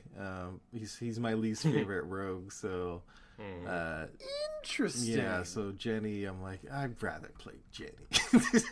I'm kind of in the same boat with you too. Yeah. Well, I don't blame you after your experiences. If I showed you my borrowed time Red Man Glove Preston deck, you've talked about it. Red Gloved Man, rather. Yeah. Preston's interesting, but yeah. I mean, I guess I see it, and that's why I said, like, I don't know where he falls on the power level, but yeah, Jenny's just in that weird space for me. So I don't know, though. I will say, like, the Dunwich Splash, like, if you ever come up with like a cool, like, 2 to 4 card combo, and you're like, oh, who's a vehicle for this? Like, that will keep a lot of those Dunwich investigators alive in the meta for a while. It's so cool because like, I really like, you're right there. I still feel like, and I think that's just normal, but I still feel like the Dunwich investigators, there's still builds I haven't seen or experienced or tried yet for each of them. You know what I mean? Like, there's untapped potential there, and I think it's just because every time a new cycle comes out, there's going to be more, like, there's more that they all can do. So, yeah, I definitely think because 5 cards isn't a lot, but it is also a lot with a 30 card deck. So the ability to just access anything, there's so much untapped potential there. Yeah. And long after the game's dead, I'm sure, well, long after the game has stopped being actively produced, I'm sure there will still be people coming up with cool Dunwich Splash builds. All right, let's shift the conversation a little bit lighter. And I know it gets a little rough when people talking about investigators. I'm sure we got hackles up on more than a few of our listeners. So let's bring it down. Let's do something a little less committal and just talk about cards that we've turned around on. And I only came up with a couple of these because it's a little bit harder. I didn't want to talk about cards that I ended up hating as much, but I will say I don't think I've ever had such a drastic or quick turnaround as I did when I finally put Shriveling level 5 in my deck. I think I'm quoted on an earlier episode of our podcast calling it Purple Shotgun. And boy, I cringe to think about that now. Shriveling 5 is fine, but I completely underestimated how much more of a tax it would be to take 2 horror on a bad stuff token compared to 1. It makes it, I'm not going to say unplayable, but it makes it so that if you play it, you also have to account for it. Yep. Which generally pushes it into I'm not going to play it territory. Right, well, because like that's not that philosophy in and of itself isn't that bad, but it's when you add on the fact that you paid 5 experience for it, that's where it falls apart. Yeah. You know what I mean? Like if the weakness is getting stronger and you have to adjust your deck to account for it, I don't think it should be 5 experience. Like, it's still a 3 damage 4 charge weapon that does, a decent, like, you can pour out damage with it and it's really cheap. So there is that, but sure. Yikes. Mm-hmm. Yeah, yikes. Yikes. Indeed. I suppose it's 4 when you're swinging with Agnes, but I don't know. Yeah, it's just Anyway. compared to, usually if you have an equivalent like Guardian, like the shotgun's not going to blow you up if you draw a certain token. Right. It might blow someone else up, but if you're shooting at an enemy that has them there. All right, well, that's my first one. Nick, do you have any specific cards that you wanted to mention? I think I only had I have 2. Yeah, so there's one card that I defended not too long ago, even probably in the last 20 episodes. It was to me as Unearth the Ancients is to Scott. It was the one that I kept defending. Its Vantage Point. And I kept saying, hey, in that build with Roland that throws clues back onto locations or moves clues around and all that, it's useful. And I said that, and I stuck by it. It's not true. It's bad. Vantage Point, I don't like it. I don't know, because I played with it, and I think I only used it once. I just wanted to have something that I was like, yeah, I discovered this. I discovered Vantage Point and Roland, that sick tech. And so I didn't want to, admit to myself that, no, it is bad. Scott's right. It's bad. But Scott is wrong about Unearth the Ancients. It's probably best that you said that while he's not here. Exactly. No, right. That's why it's on my list this time. So. Yeah, I in general have a problem with some of the cards that trigger when you reveal a location. Mm-hmm. I have I understand what they're trying to do, and sometimes they work, but for so many of those cards, it's like, well, if it wasn't in play when I was moving around, then that's done. Right. Missed my chance. That's with Jake Williams and Witten Green. Those are the other ones I'm thinking of, where it's like, I really like what you're doing, but man, the timing is iffy. But Witten also does it when a location enters play, at least. Yeah. I think Vantage Point is... She's wider. Yeah, I think Vantage Point is only when you reveal it, I think. That sounds right. First off, that's not how Vantage Point works. Works the same as Witten and Jake. Second of all, I still think Vantage Point is okay, especially in solo and especially in Luke. It is busted in Luke with how it works with Gatebox. Third, Unearth the Ancients is still good. Ian, do you have thoughts on Vantage Point? I just never use it, so I don't have a ton of thoughts about it. It's one of those cards that I always like the potential for, but I just 30 cards is tight. Gotta include the ones that I can count on. What's the card you've turned around on, Ian? This is one. I didn't have really a list for this, just shooting from the hip here, but I was trying to think about what's a card, thinking from the perspective that I included a lot in decks before, but I don't really include much. And when I was thinking about it, I was like, you know what card I don't really use much anymore, but I used to always have in every deck, and it's our old friend, the Mississippi Manatee. Mm. I just, yeah, I was like, wait, when's the last time I actually included him in a deck? And my new ally that I always include, granted this has to be with XP, is Lola, of course.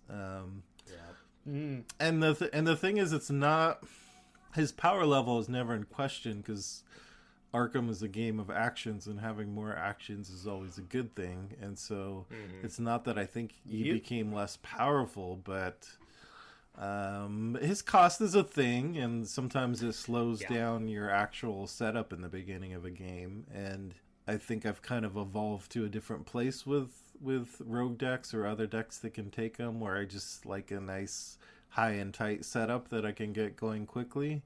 And I guess I'm valuing that more than just having extra actions throughout a game. But I don't know. I just need to think about it more. But all I know is the evidence in front of me, which is he's just not making my decks anymore. Yeah. No, I'm in the same camp. Yeah, my relationship with Leo is a little bit more parabolic. I definitely was on a downswing with him. I've actually got him in a couple decks in the campaigns that I'm running right now. I agree with everything you said, Ian. I think where his space is now is when you don't necessarily need help with stats, but you've got something else going on where having an extra action is itself more valuable than like, I'm just going to take another fight or I'm going to take another investigate. Like, you're doing something really good. Like, you can throw him in any deck and he's going to be fine because actions are great. But yeah, like you said, getting him out is a thing, so you do kind of have to be able to burst economy, I feel.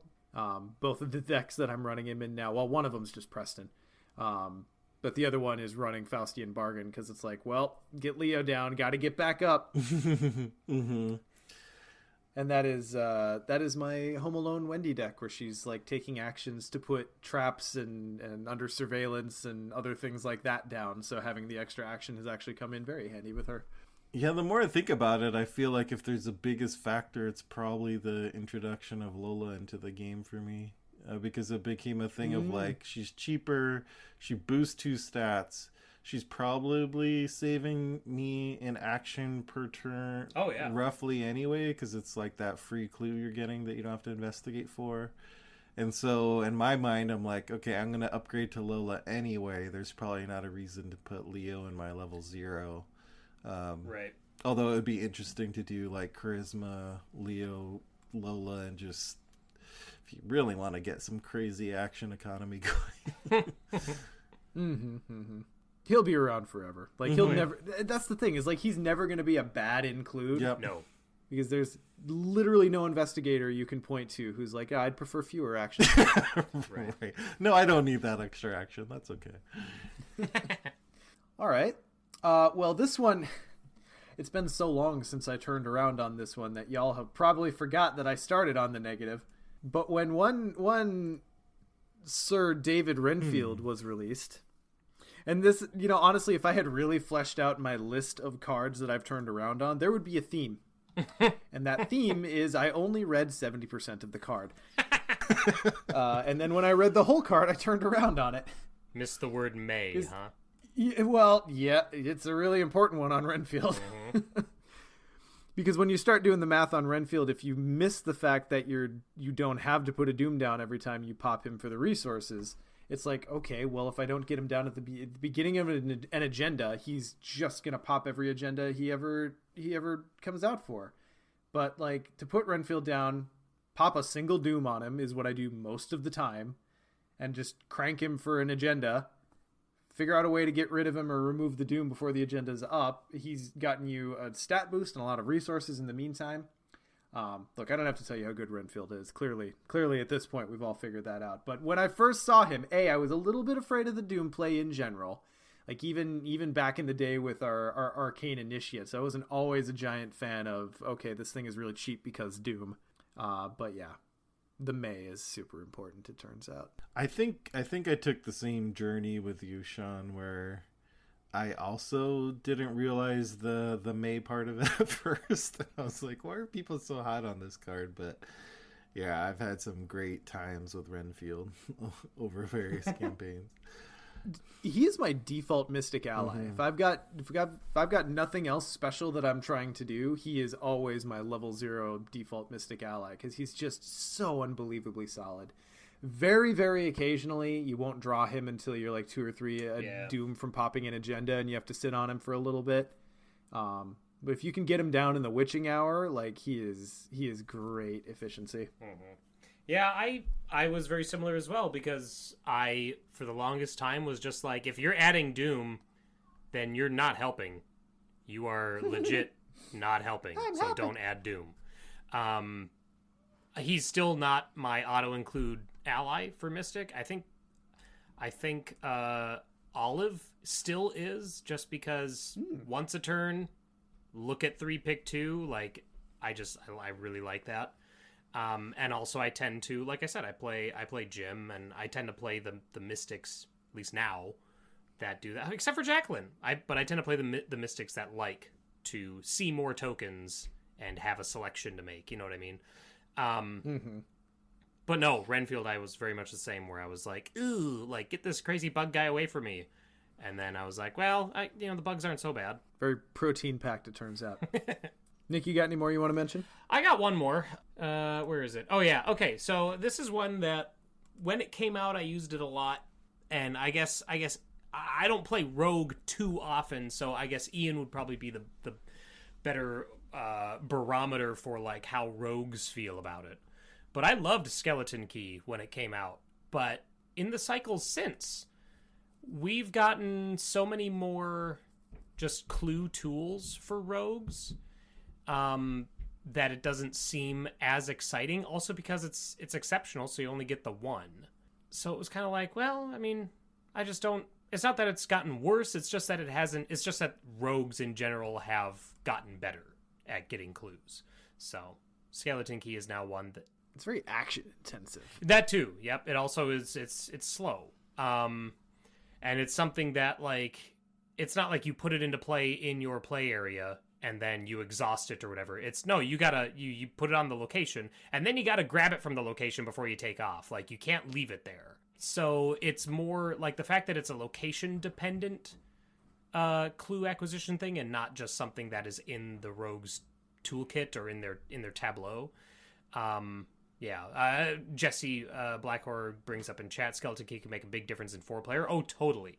100%. But I unfortunately only ever play 4-player now when it's Arkham Knights or Gen Con, and those haven't happened in a while, so... But yeah. Ian, how do you feel about Skeleton Key? Yeah, that's what I was gonna mention, is for me, I'm in a similar place as you. I was really all about Skeleton Key, but I haven't played it in a long time. But it is because of the multiplayer factor that I primarily play 1 or 2 player, and I think of Skeleton Key as more of a 3 or 4 player card. I remember playing it during our Iron Man back in the day, and a couple other times when I did get to play 3 or 4 player, and it's really good because it's reducing the shroud for everyone on the board, and if there's any other kind of cards that play off the shroud value, which there is sometimes, that's helpful. And sometimes it's helpful to think about it more, because when I first saw it, I was thinking about it more as this thing that you kind of keep dragging across the board throughout a whole game. And it is very action intensive in that case, but it's almost more of a very targeted card that, like, you drop on that key location at the end of the game where everyone has to get clues off of, and it can make a big difference there. So yeah, if I played a lot of 3 or 4 player, I think I would feel differently about it, or use it more often at least. Agreed. Maybe better in standalones? Sure. Maybe? I could see that. Okay. Ian, you got any more you want to mention? I think the last one for me, just because I've been thinking about it a lot because of that Finn build, is Decoy. And it was not that I was never not a fan of it, because it's just the solid ability, just pay to evade enemies. But I think initially where I was at with it is, like, I'm playing a lot of investigators who are already good naturally at evading, starting with 4 agility. Like, I don't need decoy in my deck. Like, what do I need this for? Like, I can make room for other stuff. I can just evade straight up. But it's one of those things where never underestimate the value of a Tesla's ability that you can just automatically evade without drawing into that chaos bag, because you will get those enemies who have high evades, or it seemed to happen a lot through Innsmouth, like chaos token effects that are really, really, really bad if you fail, and you don't want that to happen. And so I'm like, nope, just not going to take that test. Let's just decoy that. But also, like, if you do get into circumstances where you get multiple enemies, you can just, upcast it, spend 4 instead to evade 2 at once. Or, you can hit enemies that are a location, like if you see a hunter coming and you're going to be stuck. Or you can just pay 6 for the whole shebang and, like, evade 2 enemies who are nearby you. So, it's just very flexible and can get you out of bind. So I think the reason I picked this one is because it plays to a broader point of sometimes it's easy to think, like, my investigator is already good at this. Like, why do I need more cards that can do something similar? But that's not always the case. It's worth thinking about some of these nuances of, like, yeah, I can already do this, but this can give me some things that I don't already have. And I want more cards with, like, kicker costs. It doesn't necessarily need to be resources. I really, really like cards along the lines of, like, the service ones we got are really cool. I like Blood Eclipse, where it's a really, really cheap event, but you're paying for it in another way, which is just with health. I want more shit like that. I want more kicker stuff. Yep, agreed. I mean, that's really Bless Curse. That's curse play right there. Yeah, I mean, in a way it is, yeah. Well, all right, I don't want it anymore. Cool, thanks. All right, I got one last one for you guys, and then we'll wrap this up. Because I think this, if we really, really, really thought about how hyped we've been on cards over the life of the game, this one would probably end up on everyone's list. Oh, Big Kahuna, Delve Too Deep. That's on the list as well. But this was a card that was just like the hotness, and everyone was excited that it came out. And then we had a taboo, and I don't think I've seen anyone play it since. And that's Lightning Gun. You guys remember Lightning Gun? That's been tabooed? Remember when? No. What got tabooed, Nick, that would make people not play Lightning Gun anymore? Nothing, but the bar came out. Oh. Well, I mean, that didn't help. Remember when Sleight of Hand got tabooed? And it was like, oh, I guess we won't be playing Lightning Gun anymore. Oh, I see. Yeah. Sleight of Hand is still, like, I still use it pretty often. Yeah. Yeah, I mean, it just doesn't get used like it used to. Sure. No, yeah. Which is the point of taboo, admittedly. Right. Yeah, it was just there was a whole deck type which was Lightning Gun. Yeah. Lightning Gun, yeah, I totally forgot about that. And even without Sleight of Hand, like, Lightning Gun was... I mean, we had Shotgun in the core set, which is really cool. It has limited shots, so you kind of have to build around it in a different way. And the Chaos Bag can still really screw you on it. Mm-hmm. But then Lightning Gun came out. It was the first, like, big Guardian weapon after Shotgun. And I just feel like it fell out of favor really quickly after things like the Bar and Flamethrower and then Lightning Gun got grounded, and I don't know. I just don't see people talk about Lightning Gun ever anymore. Yeah, I don't either. I honestly have never played Lightning Gun.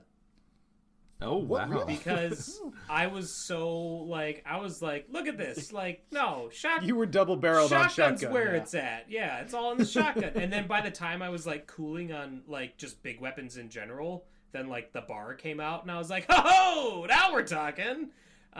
So I honestly have never played Lightning Gun.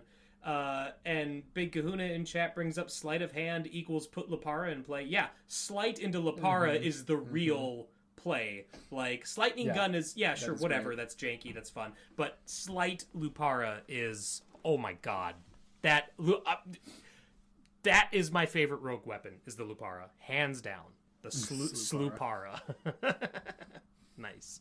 Yeah. I'm just so much of a flamethrower guy that just kicked Lightning Gun to the curb for me. And once I started building my never-ending flamethrower decks, I forgot Lightning Gun existed.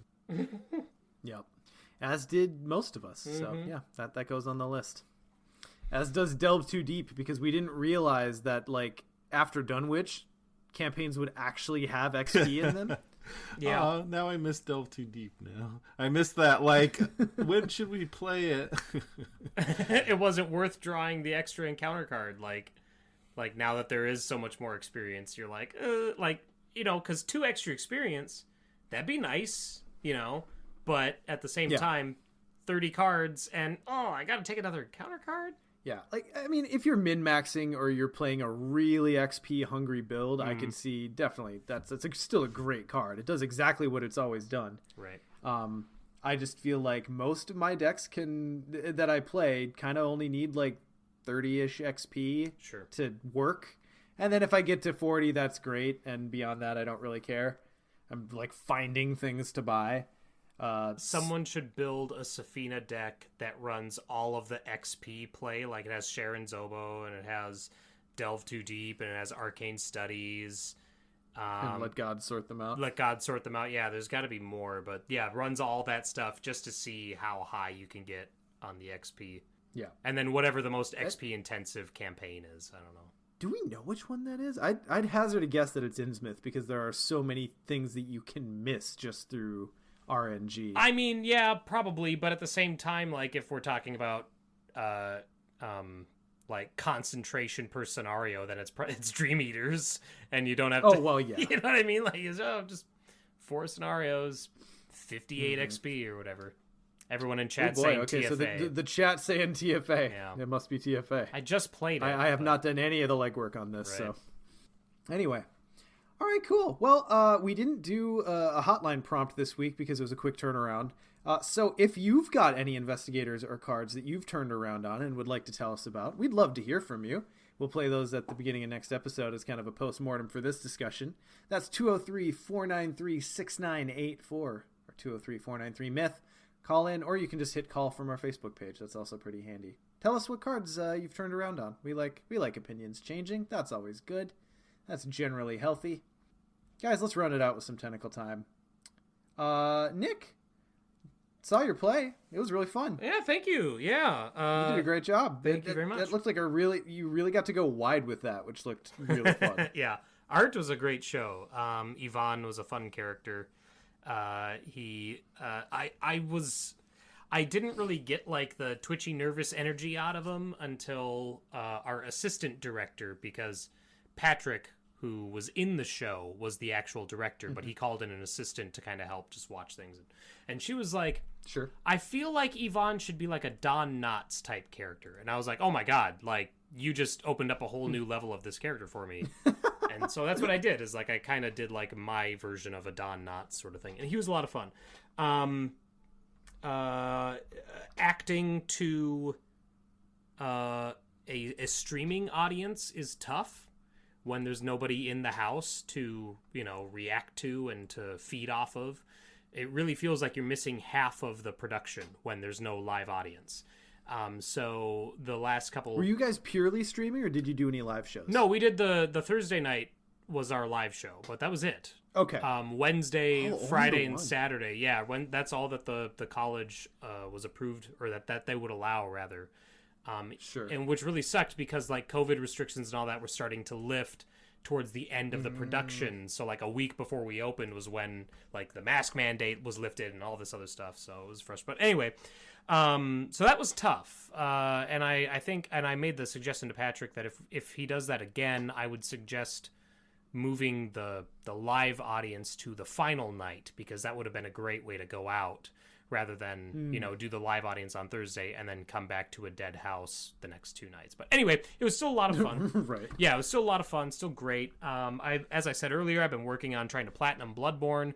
I just made it past the Defiled Amygdala, which, as anybody who has done any Chalice Dungeons in Bloodborne knows, that is one of the big walls, if not the big wall in the Chalice Dungeons. It stopped me up the longest, for sure. Yeah, I think You know what's a really fun mechanic for increasing difficulty? You have half health now. Cool. Fuck you. Yeah. By the way. Yep. I think I burned about 25 insight on that boss, just summoning allies and then just failing. So it was like two insight per run. because I would get either 2 players or 1 player, and then I'd summon the NPC that's right outside, and we'd just fail. And it didn't. There were a couple times that I'd run in and I would get 1 hit like immediately. Like he would just smack me once and I'd be done. And I was like, I can't believe I summoned 2 people for that. Like, what the hell? But I beat him. And I started on the next set of Chalice Dungeons, which I can't remember what they're called. I don't remember any of the names of these things. They're all the same. It's just different trappings. It's really boring. The later ones, the aesthetics actually start to mix it up, which is sad because so few people will actually see it when it actually starts to get interesting. Yeah, I'm in the ones that are they're filled with more beasts than anything else. Like the Loran ones. Yeah, and there's like atmosphere in the rooms. Like the big rooms have lightning that arcs between the ceilings and stuff like that, which is interesting. So yeah, you're right. It is at least cool that the locations are being a little bit changed up, but at the same time, it's still just corridor, room. You know, it's but what? Now that I got past Defiled Amygdala, then I booted up Mass Effect Legendary Edition. And I haven't touched Bloodborne since. And I don't think I will touch Bloodborne for a while now, because turns out, like, I always looked back on Mass Effect 2, Mass Effect 3, and thinking, I should go back and play those. I should go back and play them. But I never did. And I even owned the Legendary Edition for, a week before booting it up. And I don't know why, but once I did, I was like, oh my god, like, I've missed not just the Mass Effect universe, which is great, but I've just missed action, sci-fi, and not like popcorn sci-fi, but sci-fi that is at least trying to be smart, It's not the smartest sci-fi in the world, but it definitely it tries harder than most science fiction does, at least in the video game realm nowadays. They bothered to really build the world. Yeah. So, oh wow, it's great. I just finished the mission where you recruit Liara, and then I got back to the Citadel, and I'm doing that. So I'm still in the first game, but I'm really exciting, really fun. It feels so good to get back to that. My wife and kids were gone for most of today, so it felt honestly like I had a Mass Effect day like I did back when I was a bachelor in my apartment on my day off. And it's like, yeah, it's nice outside. I'm just going to play Mass Effect all day. So that's what I did. I woke up, I played Mass Effect for like 3 hours. And I was like, I need to do something. So I showered and I emptied the dishwasher and I cleaned out our cat's litter box. And I was like, all right, that was a good 35 minutes. Back to Mass Effect. Enough of that. Yeah, like, all right. Who am I? I'm not fooling anybody. So, yeah. No, it's really fun. Really fun. Really enjoying it. Yeah, I've got it booted up. I'm playing it.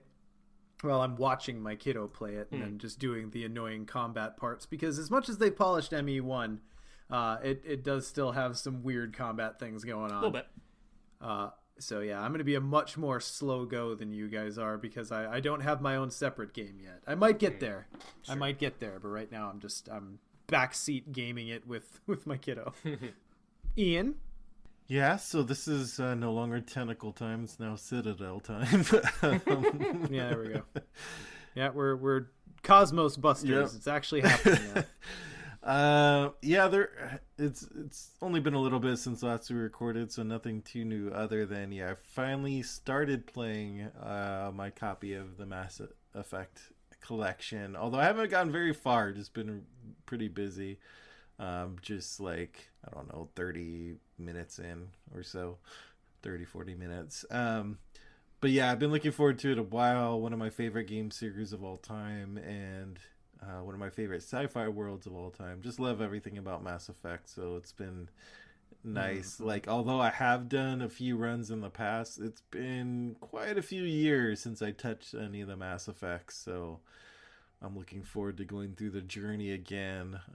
And when you haven't played it in a while, some of it will feel fresh again. And I know, especially once I get to Mass Effect 3, because that's the one I've played the least.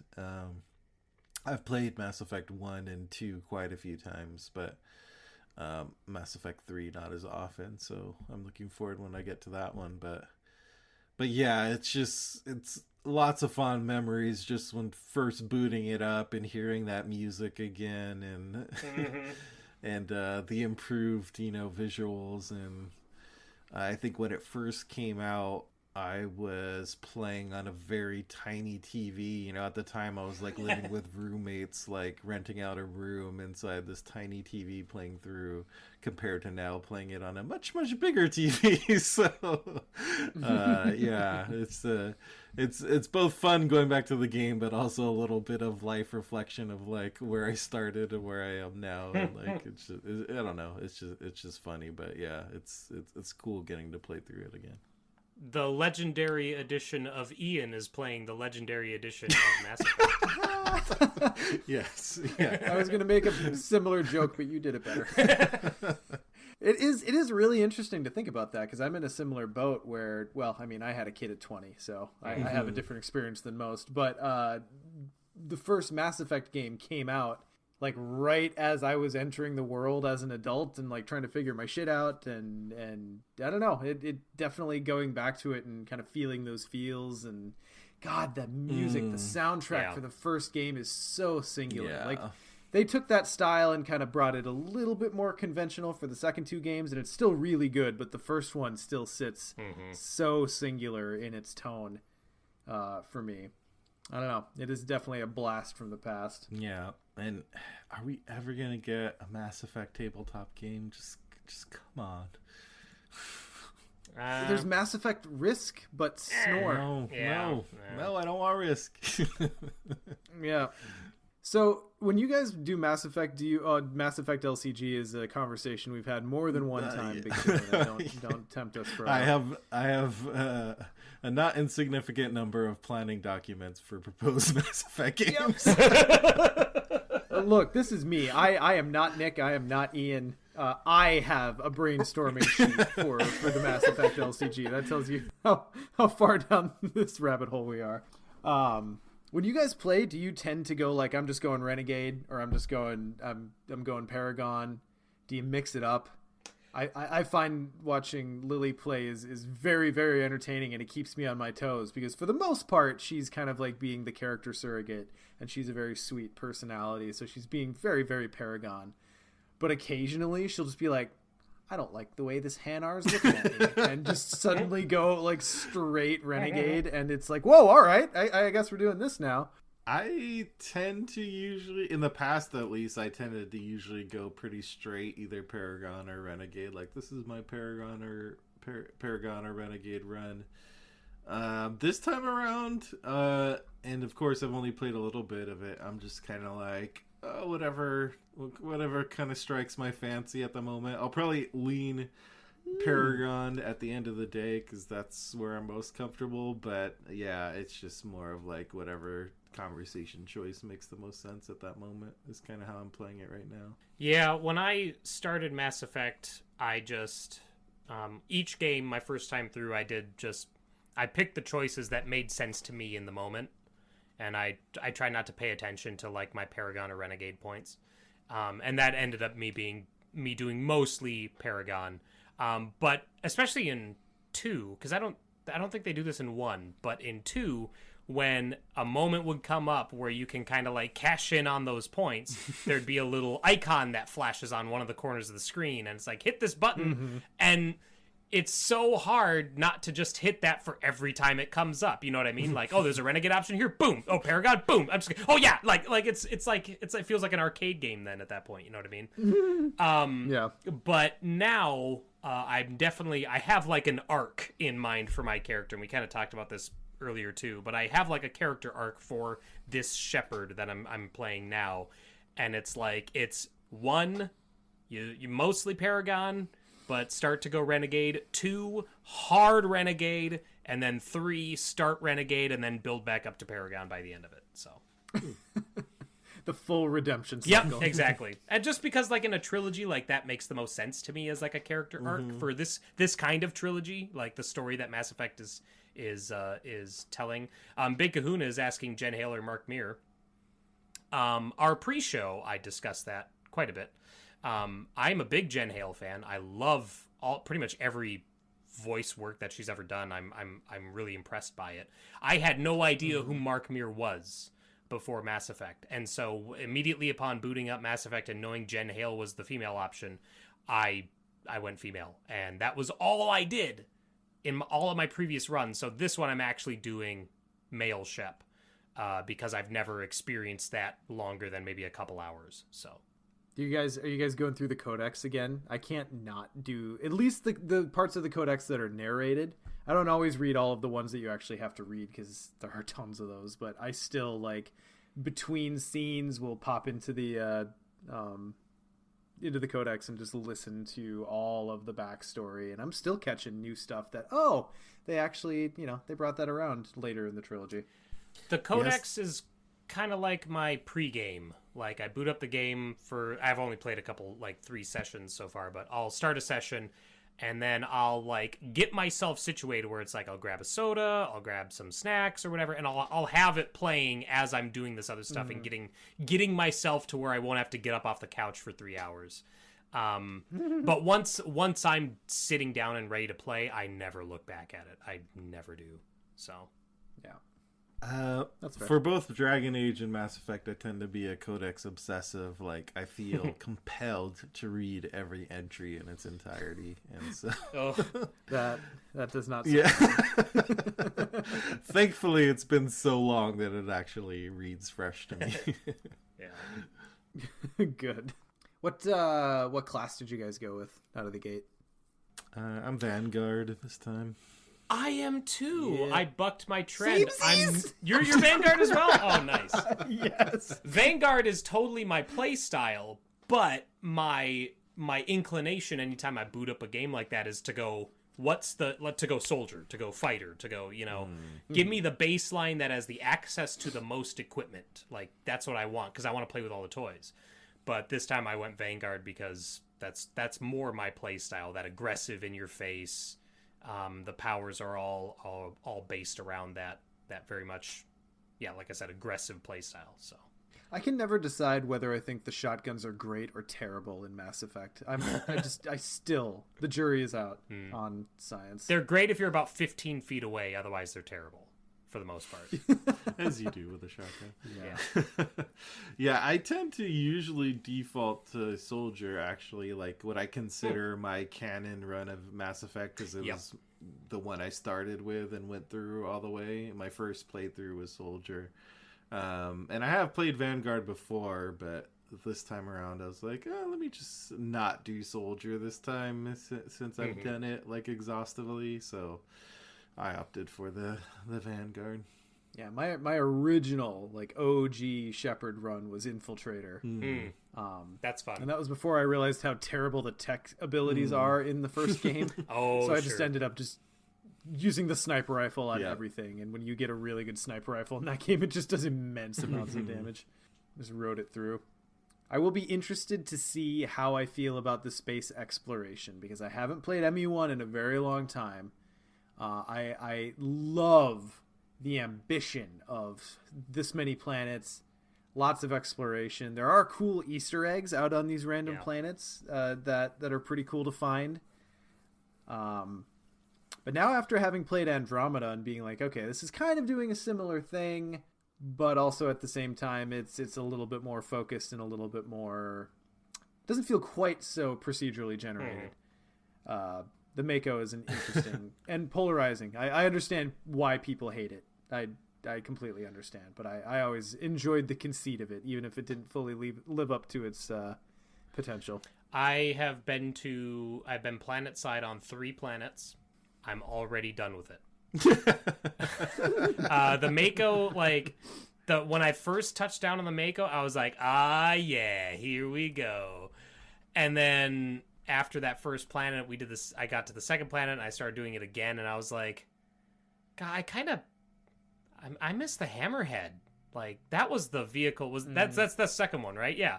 I'm like, yeah, it's in the 2. Yeah, I'm like, that was the one that I got into the series with, was the Hammerhead, and it's like, I kind of want to do the Hammerhead, but yeah, are the planets as empty as they were the first time? Yes, they're. I mean, it's the same game. They didn't add content to it. They just updated everything. So yeah, procedurally generated, like you said, Sean. I mean, that's in the DNA of the planet exploration in Mass Effect 1, and it's the same now as it was then. So yeah, I was always kind of pro Mako, and even though I could see why people didn't like it, I always enjoyed those sequences and just kind of zoned out, like driving around a planet. So yeah, I too am curious now how I'll react. Until the Thresher Maw hits and you shit your pants. Accurate. But I'm curious how I'll react to it now because, yeah, again, it was a long time ago, a different place in my life, and I was kind of a different gamer than now. And I'm curious now if I'll just be like, this is taking up so much time and I have limited gaming time now. That's exactly it. Yeah. So we'll see. That's my fear as well. All right. Well, we could talk for the rest of the day about Mass Effect, and I'm sure we will on later episodes. Any final thoughts to wrap up? I don't think so. No. Wonderful. Thank you, everyone, for joining us on episode 106 of Mythos Busters. Get those calls in. We'd love to hear what cards you've turned around on. And we will see you guys next time. Bye. Bye. Bye.